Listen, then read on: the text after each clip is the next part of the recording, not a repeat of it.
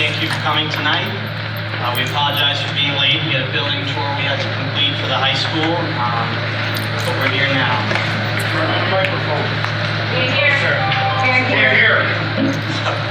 Okay. Is that better? Yes, sir. Yeah. I'm sorry. Usually I don't need one, so I apologize. All right. So the meeting will come to order.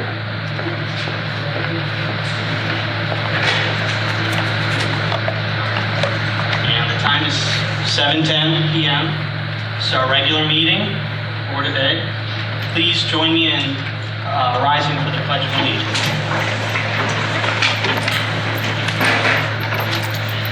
I pledge allegiance to the flag of the United States of America and to the republic which it stands, one nation, under God, indivisible, with liberty and justice for all.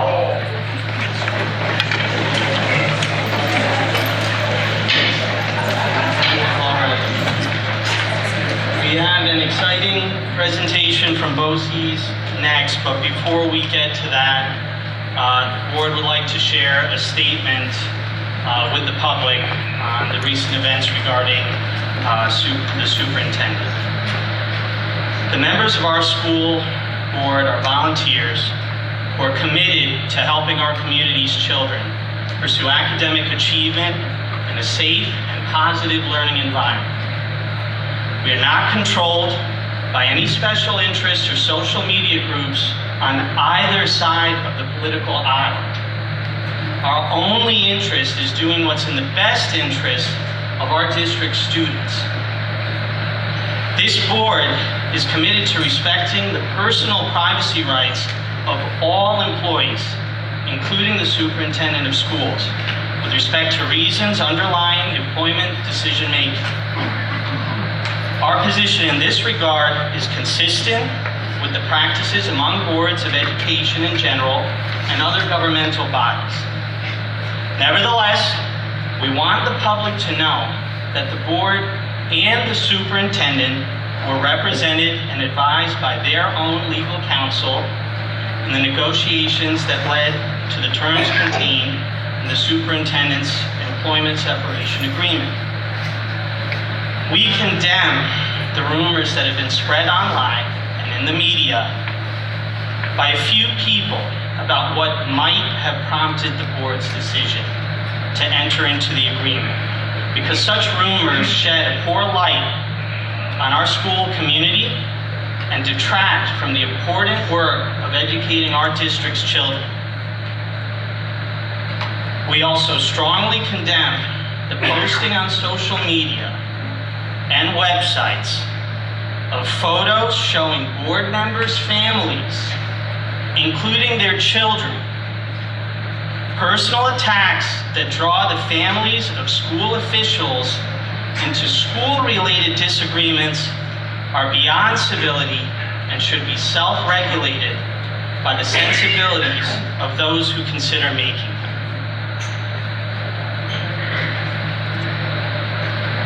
At this time, we'll move on to the next item on the list, which is a presentation by BOCES regarding CETA. Welcome, good to see you both.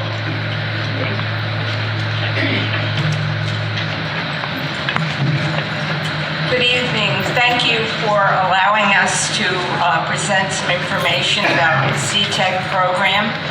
I'd like to now introduce Forrest Adler, who is our Director of Technology, and he's going to begin the program. Thank you, Martha.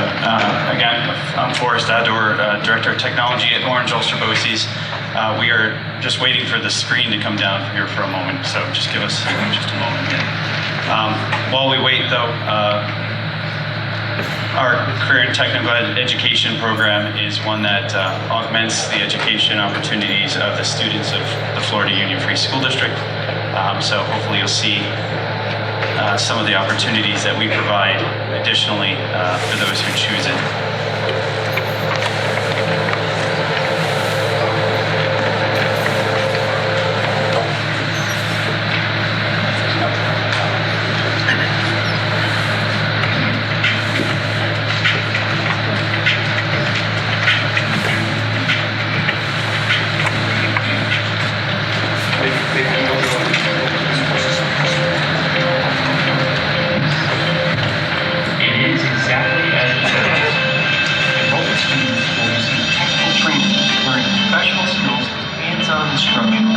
wide variety of essential and high-demand occupations. What makes it so special?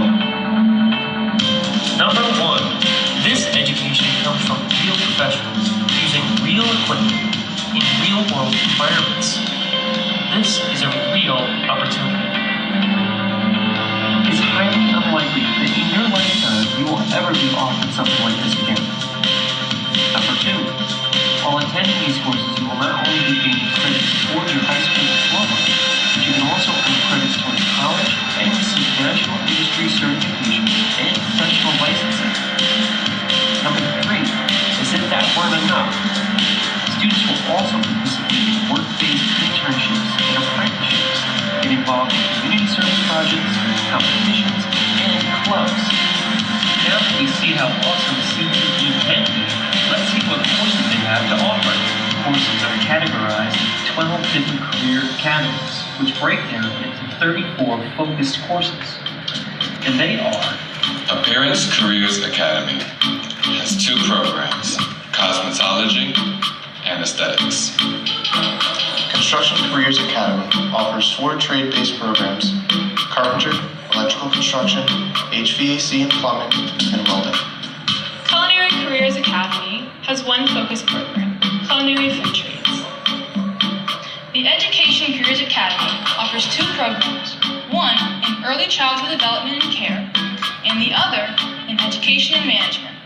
The Environmental Careers Academy, which consists of 2 programs, Animal Science and Veterinary Assistance, and the Operation of Heavy Equipment.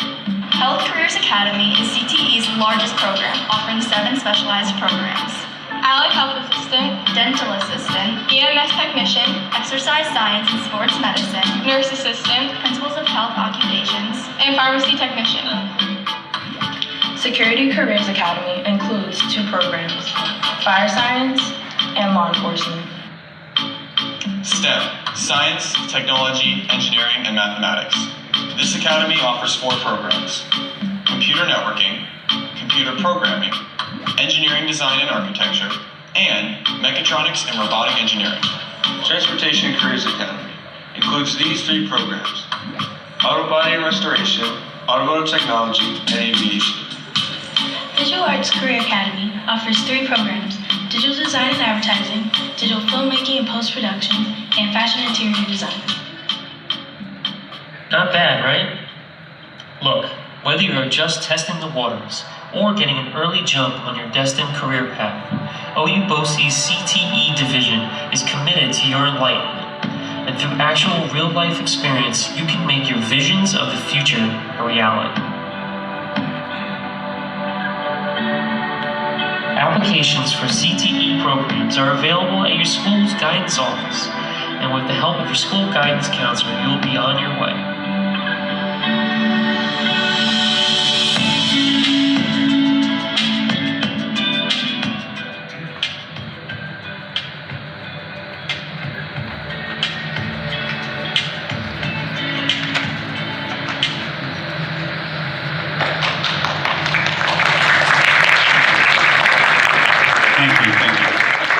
We have 3 more quick snippets for you, just so you have those opportunities, and then we will move on. And very much thank you to the Florida Union School District and the board for having us this evening. Hold on one moment.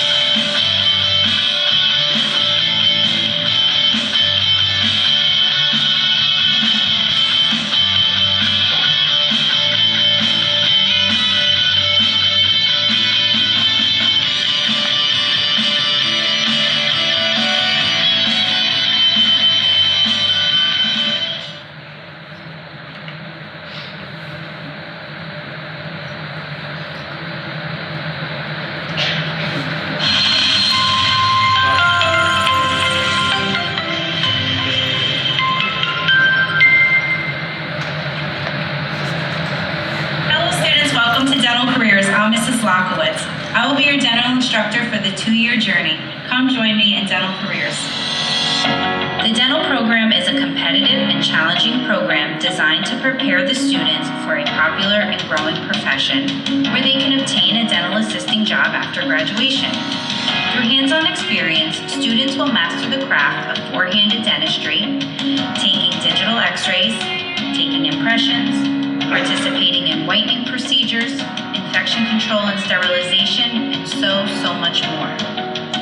Working in the mouth is not for everyone, but doesn't mean you have to miss out on our program because we give the foundation and skills students need to also work as patient care coordinators, where they can show off their knowledge of dentistry and still get to interact with patients and dental professionals. Many of our students graduate and work as dental assistants while attending college to pursue further education in dental assisting, dental hygiene, general dentistry, and other specialized studies.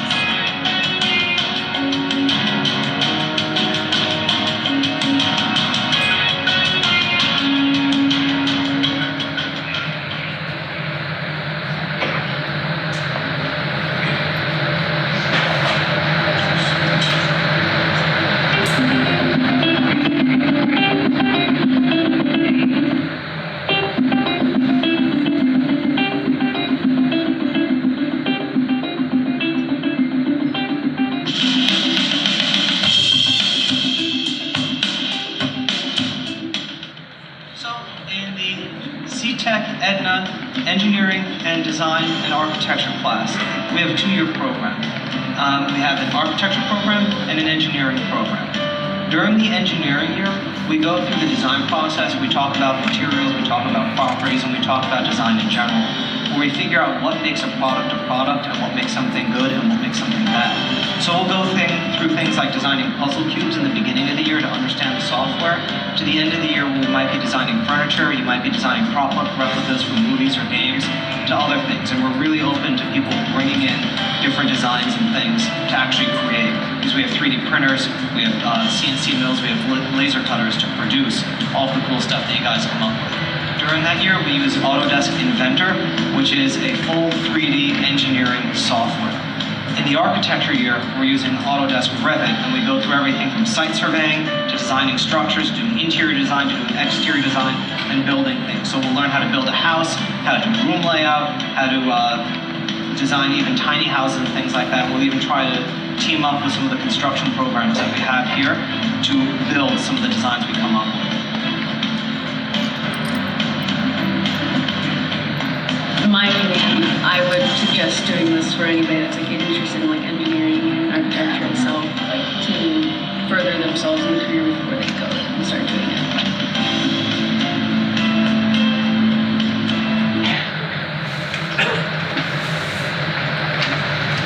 Thank you again for the opportunity to share that information with you.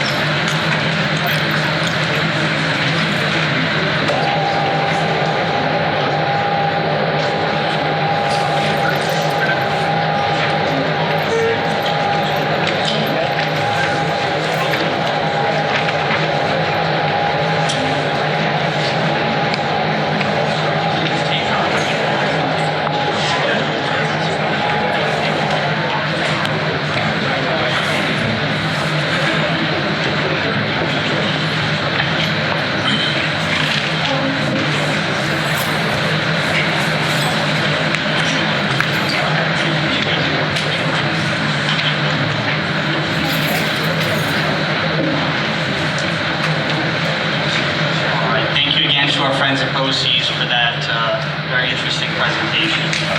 Our next order of business is approval of the minutes. next order of business is approval of the minutes of the previous meeting. Could we have the motion read, please? Motion to approve the minutes of the regular meeting of October 20th, 2022, and special meeting of November 10th, 2022. Do we have a second? Second. All in favor? Aye. Motion is approved. Our next item is approval of financial reports. Motion to approve the treasurer's reports for October as submitted. We have a second? Second. All in favor? Aye. The motion is approved. Next item is budget transfers. We have a motion read, please. Yeah, motion to approve the budget transfers in the amount of $246,370. We have a second? Second. All in favor? Aye. Motion is approved. For our next item, the board will approve receipt of the items listed on the agenda, which include approved budget transfers, warrants as listed, appropriation status reports, revenue status reports, student activities fund report, claims auditor reports, and the tax collector's report. Our next item of business is privilege of the floor. And before we get started, we have two set periods for public comments. Privilege of the floor is for items that are on tonight's agenda. If you have comments that you'd like to make tonight with respect to the superintendent's agreement or any other items, please know that technically the superintendent's agreement and that issue with respect to the resignation was not on tonight's agenda, but as a courtesy to the community, because we do want to hear what people have to say about it, and since it was on the special meeting agenda, the board will allow comments this evening on that issue. With respect to privilege of the floor, comments on that issue with respect to the superintendent or any other item not on tonight's agenda will not be allowed. So we hope that anyone who wished to speak tonight signed up with the clerk for public comments. We have that list. And before we move on to any public comments, I'll just share with all of you the statement regarding rules, district policy regarding public comment at board meetings. Ladies and gentlemen, we are about to convene into a public comment period of our meeting. Although state law does not require us to hold public comment period, we have chosen to do so because we believe it is crucial for us to hear from our community members about their concerns and issues. Having said that, please note that the board is here to listen. The public comment period is not designed to be a discussion. Accordingly, please do not expect the board to respond to your concerns and questions tonight. This is because we take your concerns and questions seriously and want to have sufficient time to process and research issues if need be. We will, however, respond to your questions and concerns at a future meeting or have the proper staff member get back to you at the appropriate time. I also want to point out that under state and federal privacy laws, we are unable to entertain any comments or questions about school personnel. Please know, however, that we take personnel concerns very seriously. On these matters, we would ask you to go through the appropriate administrative channels. Finally, we recognize that right now, our nation and our community are polarized on a number of issues, controversial issues. That said, we want our school board meetings to serve as an example of how our students and members of the community can deal with controversial issues in a civil manner and demonstrate mutual respect for one another. In that spirit, We will insist that all speakers and members of the audience maintain civility and respect for any divergent views that others possess. We ask that speakers please address their comments to the board directly rather than the audience. Speakers may address only items pertinent to tonight's meeting agenda. And as mentioned, the issue involving the superintendent's agreement. In the unlikely event that the meeting becomes unruly, the board will recess the meeting and return once order has been restored. Finally, I want to remind everyone that you may also submit written comments to the board in lieu of speaking during the public comment period if you so choose. The board will now entertain public comments under privilege of the floor for 30 minutes. Each individual speaker is allotted 2 minutes. The individual time limits will be enforced so that as many members of the public who have signed up and wish to speak may be allowed to do so. All right. I'm told no one has signed up for privilege of the floor, so we will move on to the next item of business on tonight's agenda. Next item, announcements and correspondence. We had the annual building tour for the Board of Education. Last week, we did our tour of Golden Hill, which was November 3rd. As mentioned at the start of the meeting, our annual tour of Seward was conducted prior to tonight's meeting. And thank you to Mrs. Lysek and Mr. Mazzano. Things look like they're in good shape and in order, so we appreciate you taking the time to give us the tour. The next item we have under announcements and correspondence is a letter from BOCES regarding the capital project vote. As some of you know, and I'll read Mr. Heck's statement just briefly, it's a short one. On the capital project vote, I'm writing to share the results of the Orange Ulster BOCES capital project vote held on October 25th. The project was approved with 2,350 residents voting yes and 2,240 residents voting no. I want to take this opportunity to thank you for your continued support for BOCES and the students we serve together. Please share this memo with your Board of Education. Our next item is the administrative and building presentations.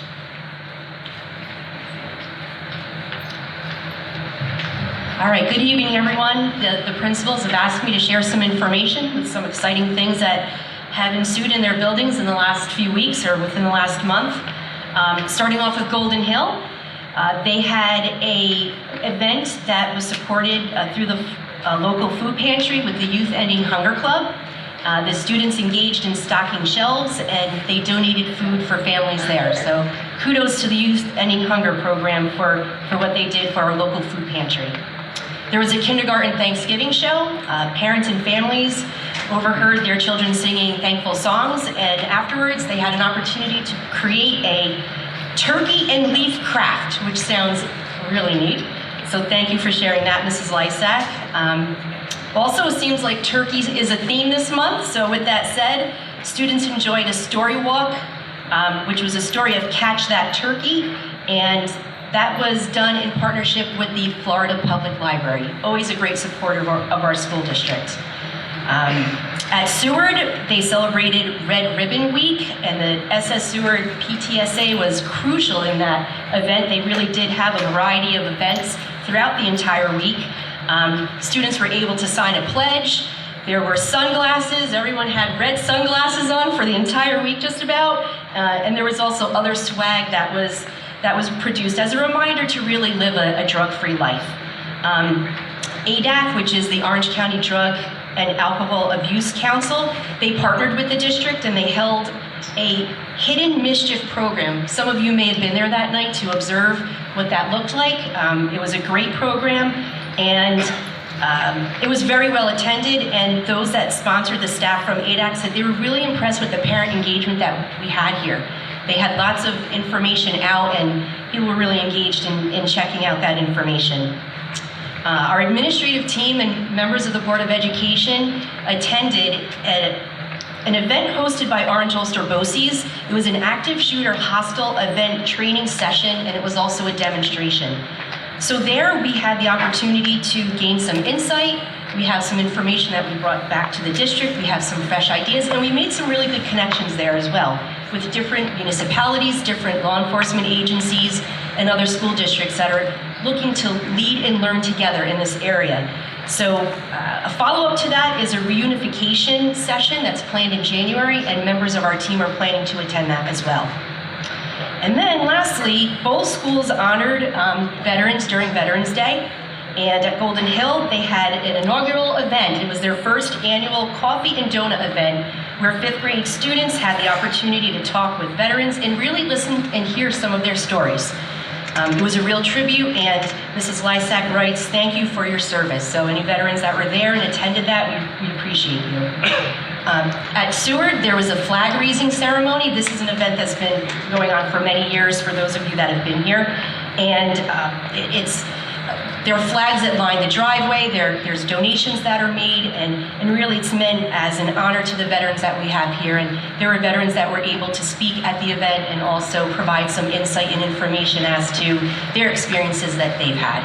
And then afterwards, students had the opportunity to shake their hands and thank them for the service that they've had. So that's it for an update. All right, thank you. Any updates for Golden Hill or Seward? Okay. That's everything. Thank you, Mrs. Castine. We'll move on to the next item, which is Board of Education reports. Do any board members have anything they'd like to share this evening? Okay. Since there's no old business to cover, we'll move on to new business. First item on the list is CSE and CPSE recommendations. Could we have the motion read, please? Motion to accept the recommendation of the Committee on Special Education and the Committee on Preschool Special Education and acknowledge the placements as submitted. We have a second? Second. All in favor? Aye. Motion is approved. Number 2 relates to personnel and establishment of a position. We have the motion read, please. Move to accept the recommendation of the superintendent and establish the following positions effective November 18, 2022. 1 full-time equivalent director of facilities, 2, and 1 full-time equivalent school monitor. Second. All in favor? Aye. Motion's approved. Next item, number 3, also relates to personnel. Motion to accept the resignation of Maria Vandenberg as food service helper effective close of business on November 4th, 2022. Second. All in favor? Aye. Motion's approved. Number 4 is personnel resignation, non-certified. Motion to accept the resignation of Ruth Medina as a part-time teacher aide effective November 21st, 2022. We have a second? Second. All in favor? Aye. Aye. Motion is approved. Next item, number 5, personnel, appointment, non-certificated. Motion to accept the recommendation of the superintendent and conditionally appoint Robert Grassi to the position of Director of Facilities 2. Probationary appointment is effective December 5th, 2022 through December 4th, 2023, and is contingent upon civil service approval. Salary will be $90,000 to be prorated for the 22-23 school year. Second. All in favor? Aye. Aye. Motion is approved. Next item, number 6, personnel appointment, non-certificated. Motion to accept the recommendation of the superintendent and conditionally appoint Corey Reisdorf to the position of groundskeeper. Probationary appointment is effective December 5th, 2022 through December 4th, 2023, and is a contingent upon civil service approval. Salary will be based upon step 4 of the SRP schedule, custodian, $48,340 to be prorated for the 22-23 school year. We have a second? Second. All in favor? Motion's approved. Number 7, personnel appointment non-certificated. Motion to accept the recommendation of the superintendent and appoint Anthony D'Amico to the part-time position of cleaner. Probationary appointment is effective November 18th, 2022 through November 17th, 2023, and is contingent upon civil service approval. Salary will be based upon step 4 of the SRP. Cleaner, $22.82 per hour rate. Second. All in favor? Aye. The motion is approved. Number 8, personnel, change and classification appointment. Motion to accept the recommendation of the superintendent and change the civil service classification of Ruth Medina from part-time teacher aide to full-time school monitor. Probationary appointment will be effective November 21, 2022 through May 21st, 2023.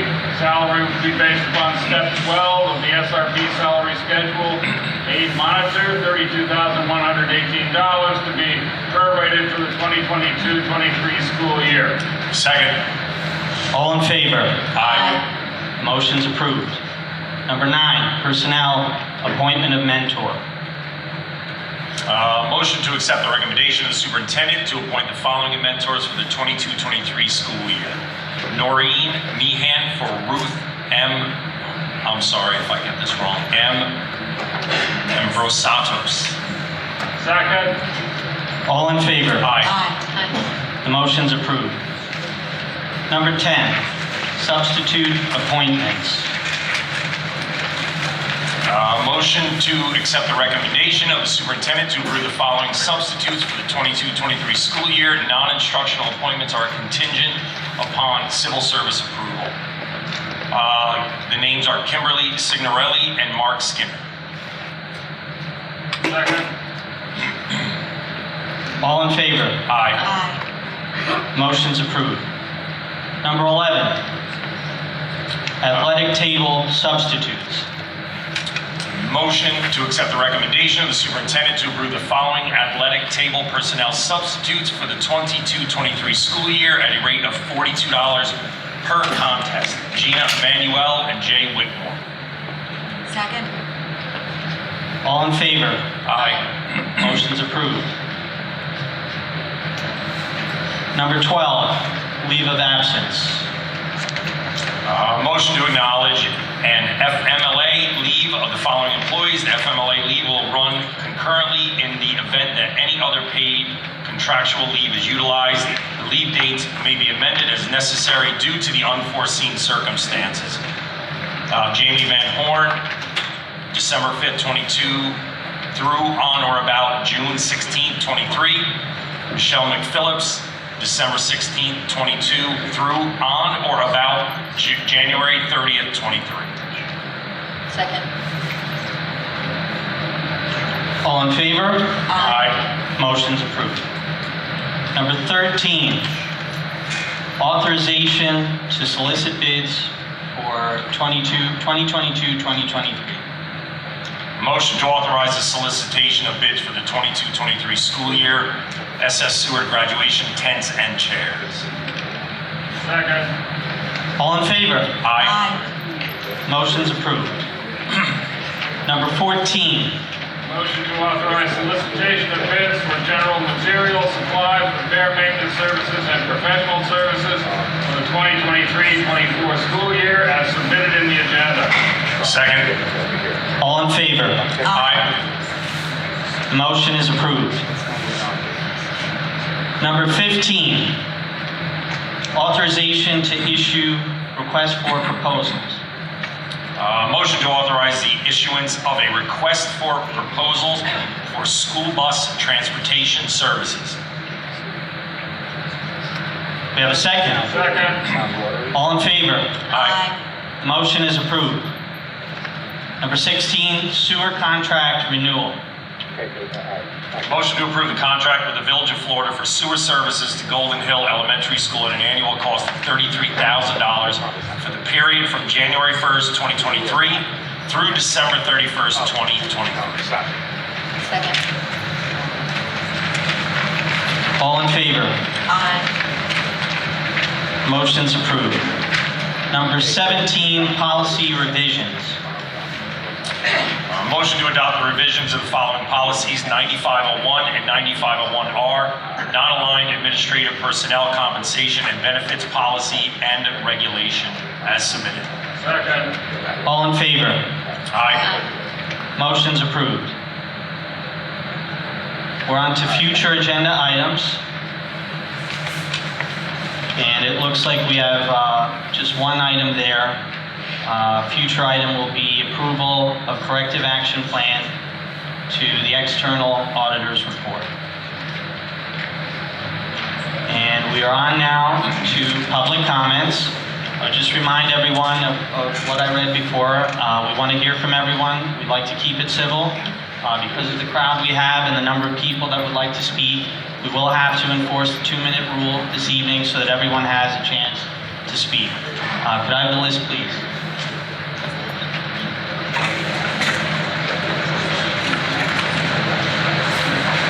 All right.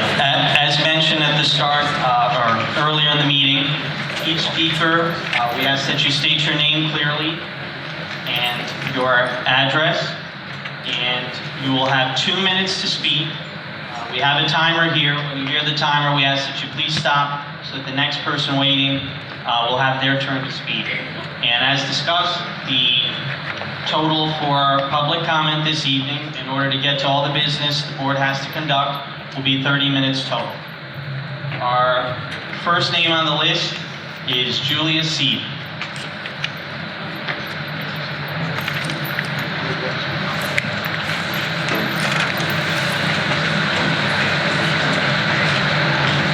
Good evening.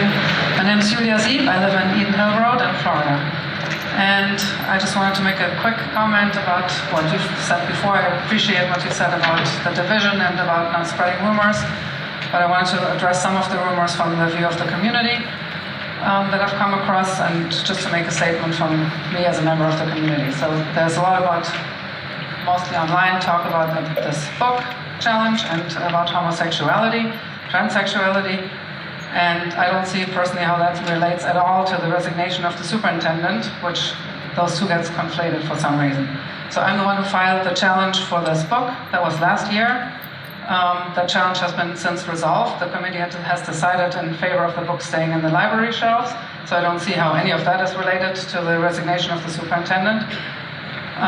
Second, I've seen zero evidence of anyone ever expressing a problem with the superintendent's private life or his sexuality. I don't see how that plays any issue. And if there was discrimination or anything of that sort, it's 2022, there certainly should be and would be a lawsuit if that was the case. But there isn't, so we have to assume that's just fabrication.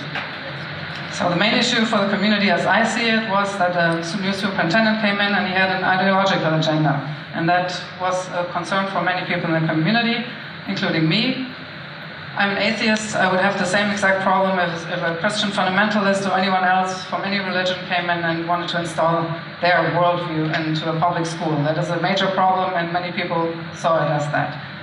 The second big issue for people was that there seems to have been fraud in educational consulting contracts that were given to friends of Mr. Levin, to the amount of hundreds of thousands of dollars.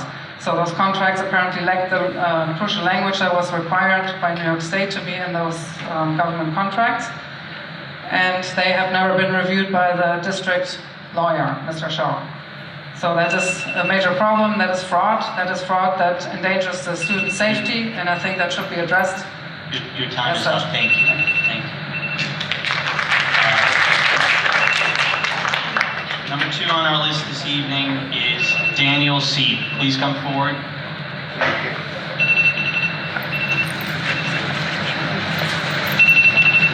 Just a reference, Daniel Law, not Daniel C. I'm sorry. That was written. We'll turn this off to you before you can start.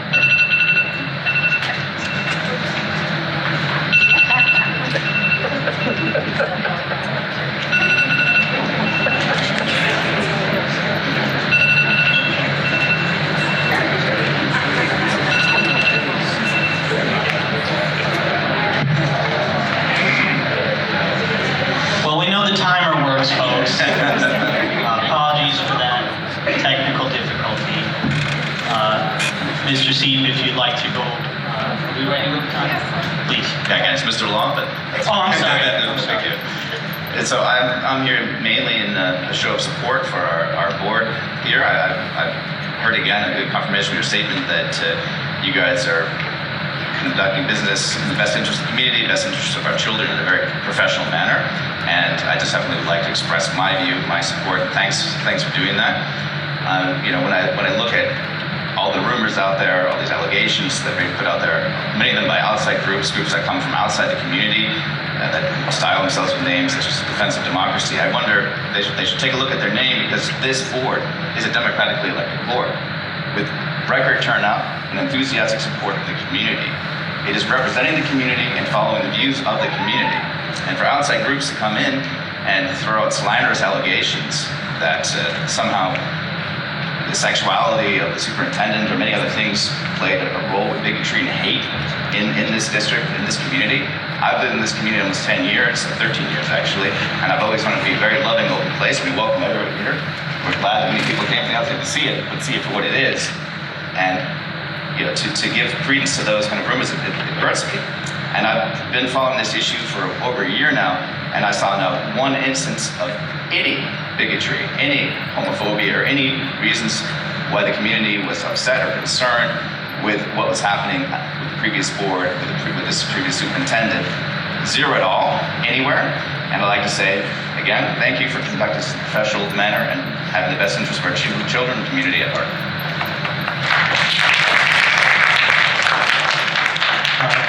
The next name we have on the list is Stephen Caldwell. Stephen Caldwell, 58 Hillview Drive, Florida, New York.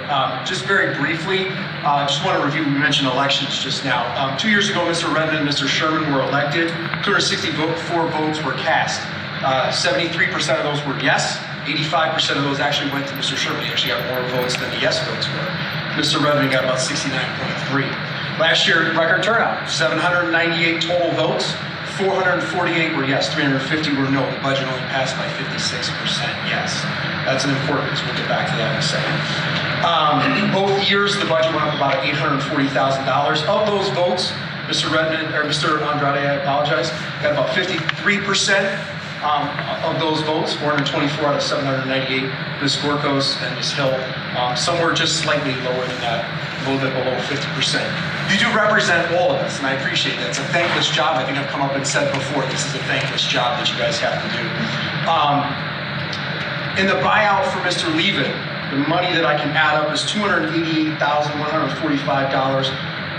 Additionally, there's benefits associated with that we're paying through March of next year. I'm going to conservatively call that about $320, plus the consultant services. So again, the $800,000 that we're going up, half of that is already eaten up by that for next year. So I don't know where that's coming from. It could be our fund balance. That's why we have fund balance. I get that.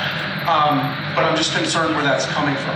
And this community, I too have been in this community for 13 years. I love this community. I love small town schools.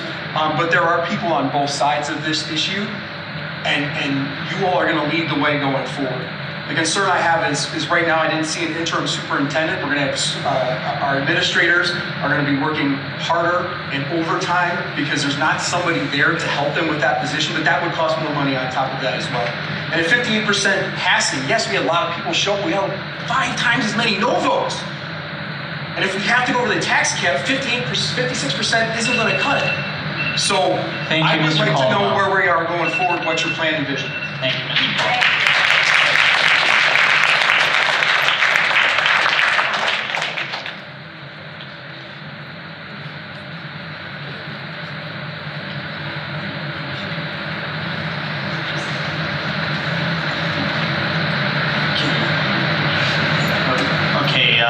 The next person on the list we have incomplete information for. The only name we have listed, we need a first and last name and an address. We have an incomplete. Camilla is listed from Warwick, New York.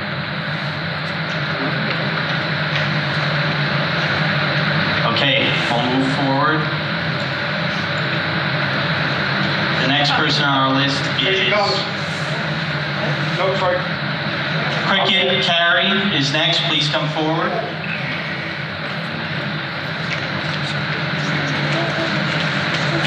could you please let us know your address? Yeah, I live at 14 Upper Hillman Road in Warwick. Thank you. You're welcome. The timer? Please go ahead. Okay.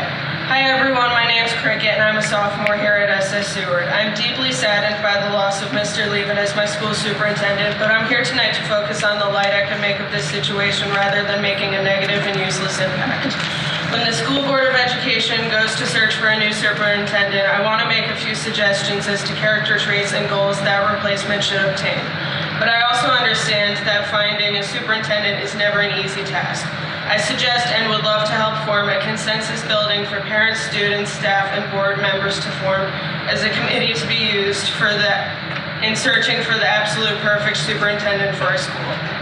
It should be at least 20 members who volunteer to meet regularly and come from all differently impacted groups of people within the district so we can work together on finding a respectable superintendent who would help fix every issue they could that our community faces.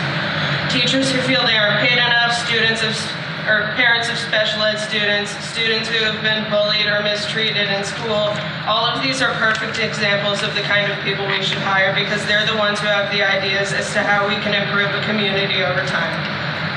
There are also private organizations who can be hired to fulfill this task, along with officials who work for the NYSSBA. But the members of the community can't do it on their own. That goes back to why I want to form this committee, so we can find a new superintendent.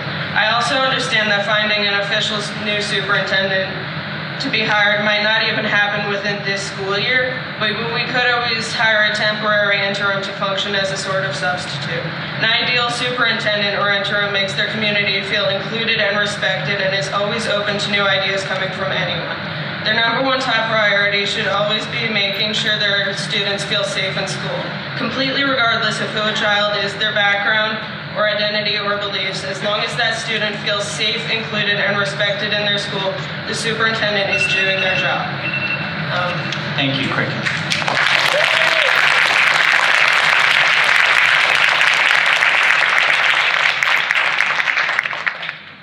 Okay, our next name on the list is Anthony Donato.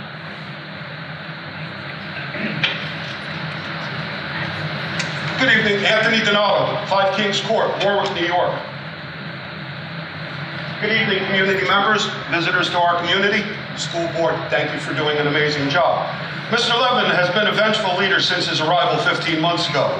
The last time the room was this packed, this dates back to the community organized rally supporting a long-life staff member who was targeted and harassed by the former superintendent and tried to force him out the door.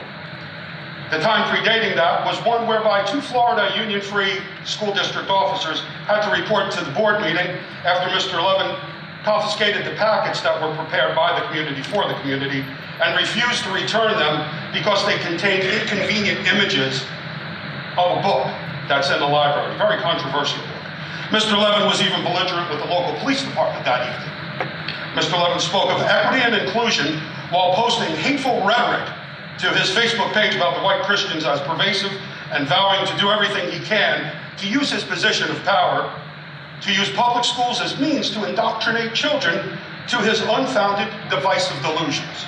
The community came out in unprecedented droves in March in the wake of Mr. Levin's destruction to demand accountability, an end to his toxic behavior, divisive agenda, and demand transparency to be delivered immediately. We will never know what went on behind closed doors of the executive session, but community members who have watched and paid attention, when the controversial staff development contracts was called into, brought forward to the public, and it was ignored by the previous school board, were founded at a minimum to have been withheld from the purview of the school attorney, which really is indicative of corruption at its highest level. As community members, this is outrageous, and we cannot allow it to stand. Despite the flagrantly, thank you very much. God bless us all. God bless America. Thank you, sir. I love you all.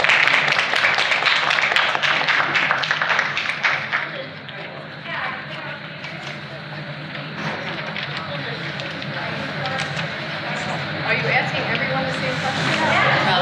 Yeah. All right, let's see.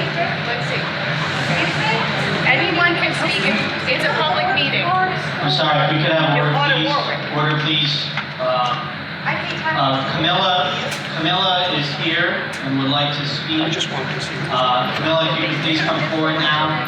You have 2 minutes. Please state your full name and your address. Hello, my name is Camila Omani. I live in Warwick, 105 South Street. Hello.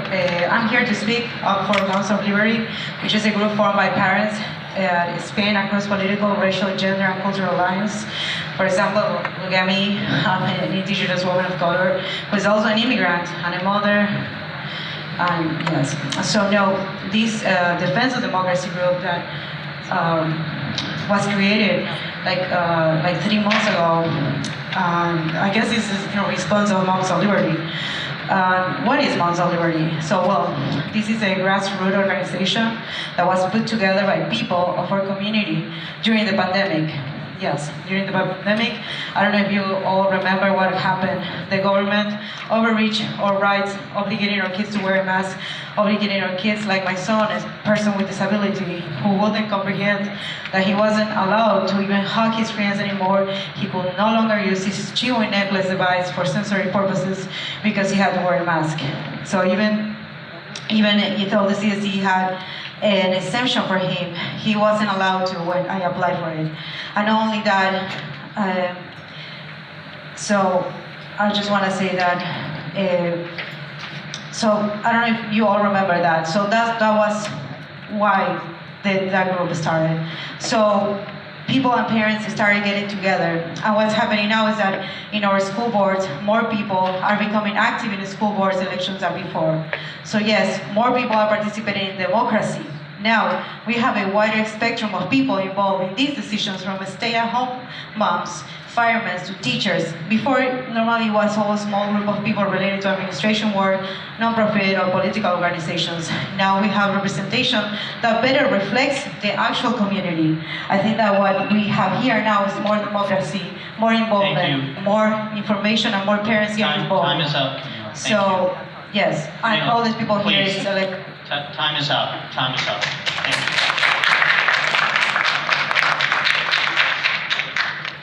Okay, our next name on the list is Steph Kowalski.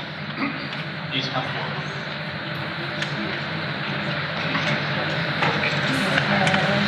Hi, my name is Stephanie and I'm from Pine Island, and I'm speaking here today because I saw posted on several of the Warwick parents groups and Warwick community groups that they were asking for people to come and speak against the Board of Ed. And I don't think that that's appropriate or necessary.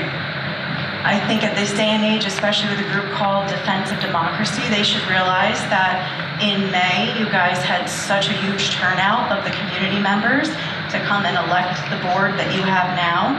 They asked you for transparency, integrity, and I think that that's what you're giving them. And I think this online petition and the smear campaign and the assumptions of why the superintendent resigned, if he was forced to resign, someone taking credit for him resigning, none of these things are anything that the public would be able to know. And I think it's completely inappropriate to have an online petition asking out-of-state people, out-of-community people to sign it to remove a local Board of Ed member or several members just for personal political agendas.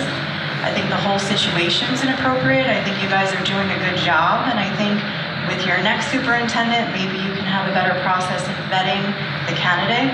Maybe he can come in and not set the tone that this one did with his Twitter posting about white Christians, because like it or not, a lot of your school district is white Christians. I think it's completely inappropriate that we know anyone's sexual orientation, political affiliation, when they're in a position in a school district. We're not introducing ourselves and saying, hi, this is my name, this is how I vote, this is what I prefer.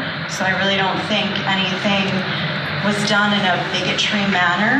I don't think that was done by board members. I don't think there's anything you could have done to prevent any of these situations, and I think that you're doing a stand-up job to the community of being transparent. Again, your statement here today had a lot of integrity, saying you're not swayed one way or the other by either political party affiliation, and I just wanted to say thank you. Thank you.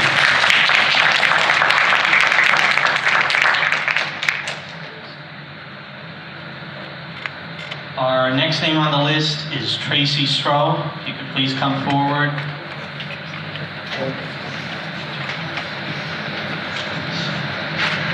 State your address and you have 2 minutes. Thank you.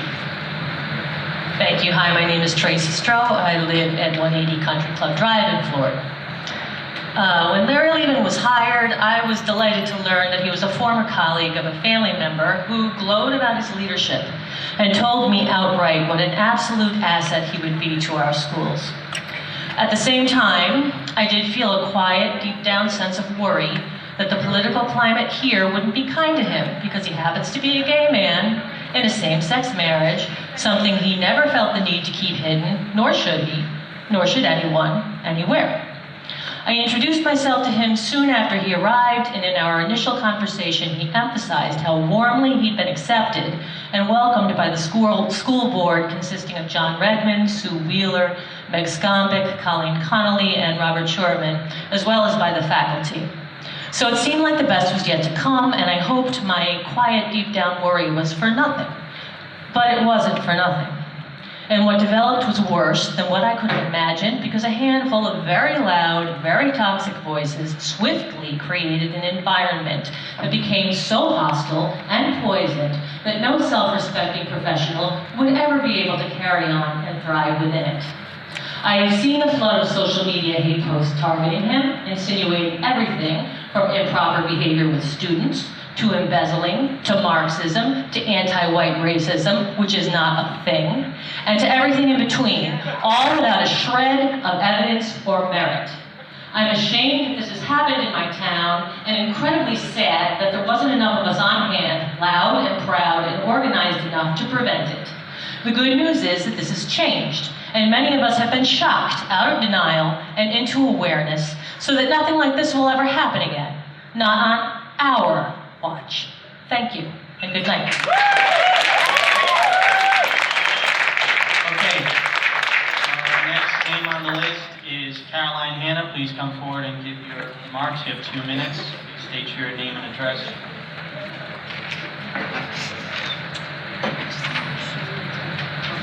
My name is Caroline Hanna. I'm at 1710 Route 17A in Florida, New York. Unlike some people have stated on Facebook, I have not moved out of the community. I stand here today along with my friends, neighbors, and fellow community members and others from within the Florida School District. We are here to make a clear and direct statement to you and to also members of the hate group Moms for Liberty, to let you know that your despicable behavior will have an ongoing and long-term negative impact on our community. Moms for Liberty is well known to nationally to target teachers, librarians, fellow parents, and administrators. When Mr. Levin was run out of his position, our district became the latest casualty in their war against public schools. Mr. Levin was an excellent role model for our students. He was kind, intuitive, fair, and above all, he was an advocate and a voice for every child, regardless of race, religion, or sexual identity. I'm a mom of a child who is a member of the LGBTQ+ community, and I will never stand back when someone attempts to hurt my child. And yes, the onslaught of misinformation and lies told about Mr. Levin will trickle down to all children who do not fall neatly within that straight, white, Christian demographic. These children will hear these hateful words, hear how these parents do not believe they deserve protection or representation. These children will learn from example of the school board that they do not matter. Think about the devastating impact that will have on our community. I see what Moms of Liberty and other Christian nationalist groups have been doing to our public schools, and I'm here to let you know that allowing and encouraging these behaviors will no longer be tolerated by our community. Thank you, Carol. Not today and not on our watch.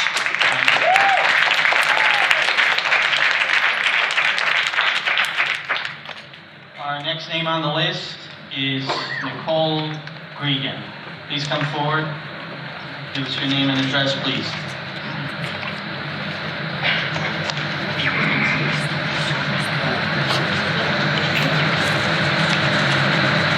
Good evening. My name is Nicole Gregan. I live at 8 Mona Lisa Lane. I'm speaking tonight because I was incredibly saddened to hear of the resignation of Mr. Levin as superintendent of schools.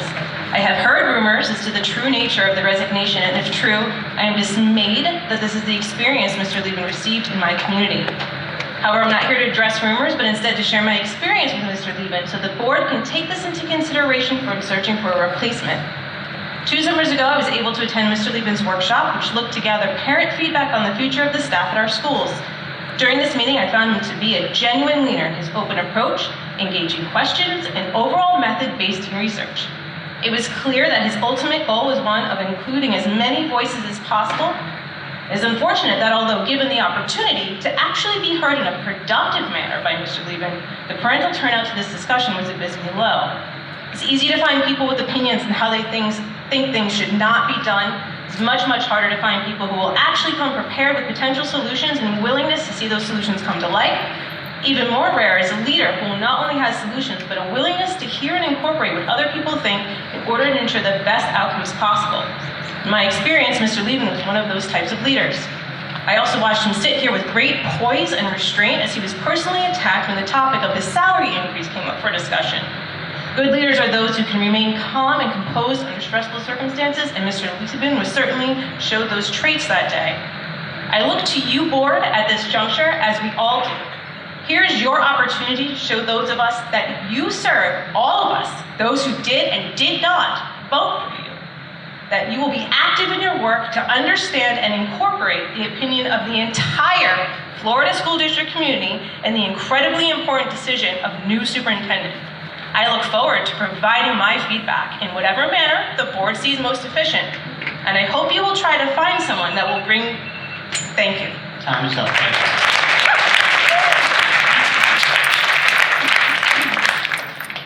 Okay, our next name on the list is Janet Piccarell. Please come forward. Give us your name and address, please. Thank you. My name is Janet Piccarelli. I live on Maple Avenue.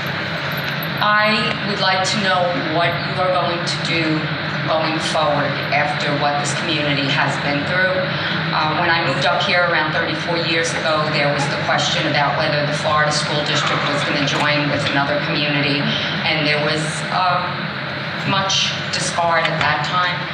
I'm afraid that we have set the wrong precedent, set the wrong message to the children of our community. On top of everything that's gone on within our community, they also faced the COVID issue where they lost time in the school, education, time that may not, be able to be brought back. So I'd like to know going forward, what are you going to do to try to unite us as a community? And what are your plans to be more open and sharing on things that affect all of us? Thank you.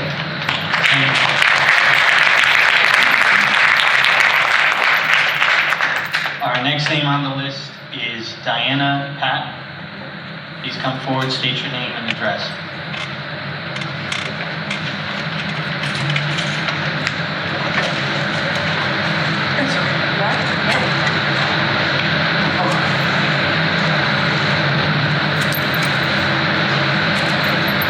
Hi, my name is Diana Patton, and yes, I'm from out of town. I'm from Hamburg, New York, where Moms for Liberty is attacking us there too.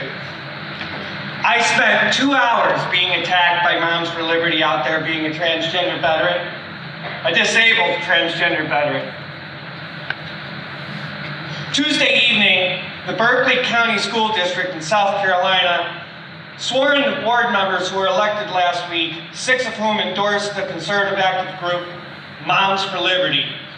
First item on their agenda was to fire the first ever black superintendent over critical race theory, which is not taught in any schools except for colleges.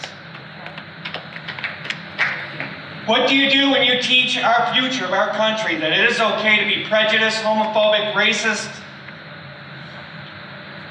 That it is okay to bully those of us whom we dislike?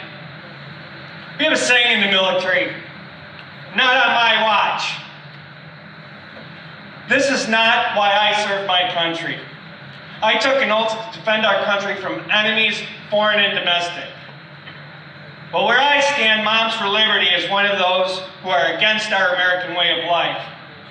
They are domestic terrorists with smiles. Bigotry isn't standing for liberty. Hate isn't striving for the best we can be.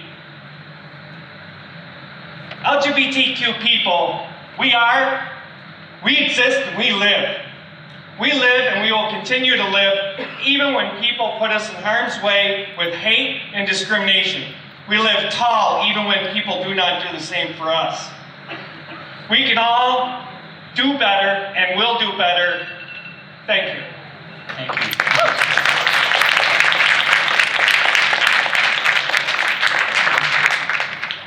Our next name on the list is B. Cal. Please come forward.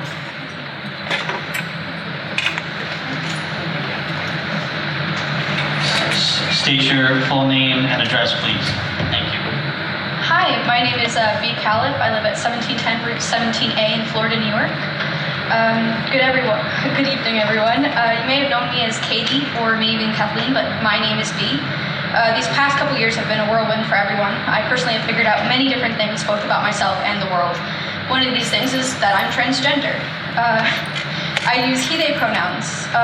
One of the many things you're quickly forced to learn about the world when you realize you're trans is that as much as you want it to be, the world is simply not a safe environment for you to be, simply because of your gender. People will constantly ensure that you know you are not welcome.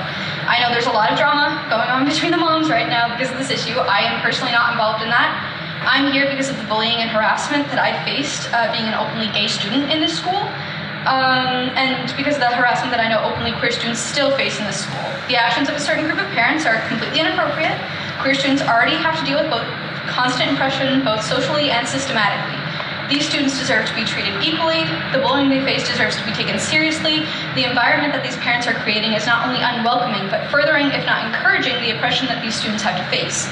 These children are scared to report bullying because of the backlash that they could face not only from their peers, but now from the parents. These bigoted adults are acting like children, and the board is, to my knowledge, not doing anything about it, and there needs to be action taken. Thank you. Thank you.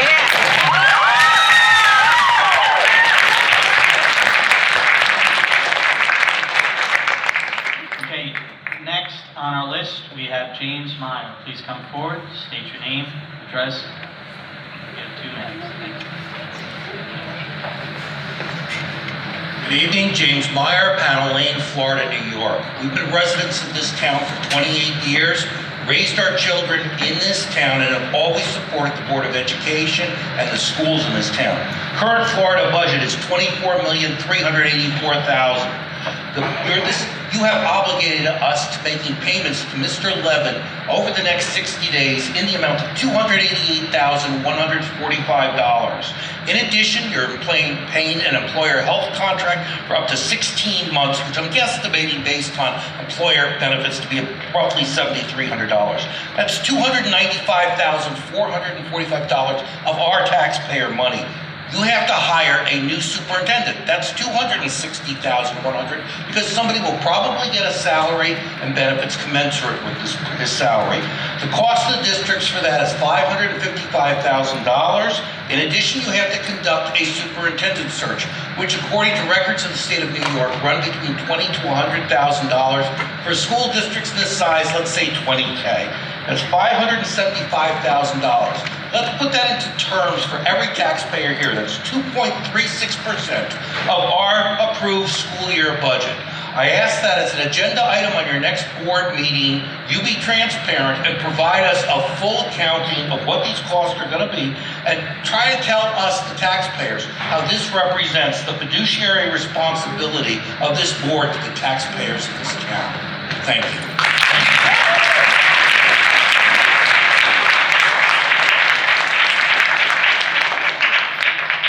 All right, we're actually at the end of the list, and we're almost at the end of the comment period. The final name for this evening will be Lisa Mitchell. Please come forward, name and address, please. Thank you.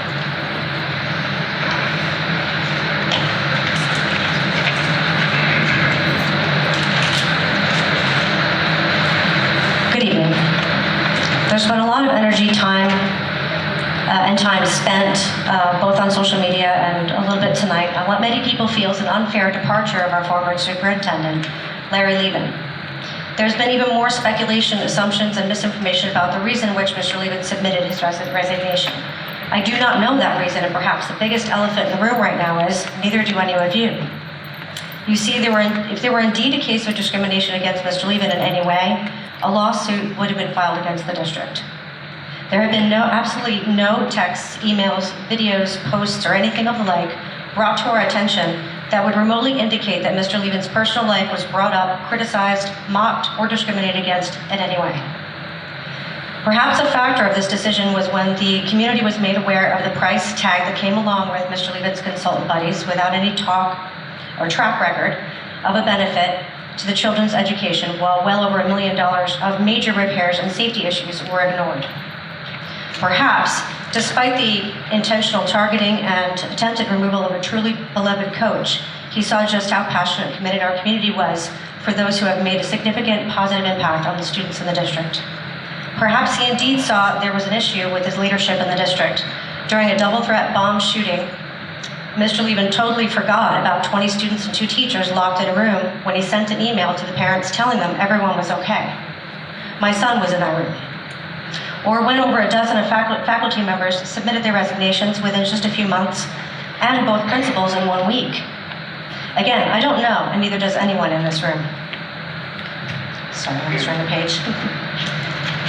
I'd like to add also, a lot of people in the community have been voicing their opinion concerned about the ticket.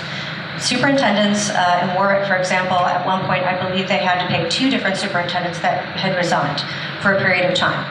These sorts of things are not unheard of. I'd like to add that we saved $165,000 when we did cancel those contracts with Larry's buddies. And I want to thank the board for stepping up and volunteering your time and doing what's best for the kids. Thank you.